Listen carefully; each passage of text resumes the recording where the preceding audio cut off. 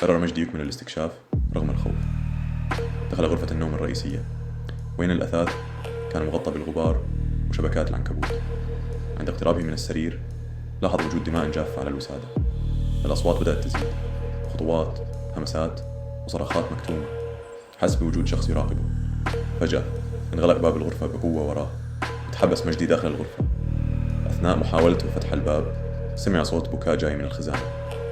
قرب منها بحذر وفتح الباب، لقى دمية قديمة ملطخة بالدماء وعينيها تتوهج. في المرآة القديمة ظهر انعكاس مجدي مشوه ومخيف، وعندما نظر خلفه ما لقى أحد. الأضواء بدأت تومض بشكل غير منتظم، وأصوات الأطفال تضحك وتبكي في نفس الوقت. حس بيد باردة تمسك بمعصمه بقوة، وعندما التفت شاف شبح بنت صغيرة بملابس بيضاء ملطخة بالدماء تشير إلى نافذة الغرفة. فهم مجدي أن البنت تطلب منه حاجة. توجه نحو النافذة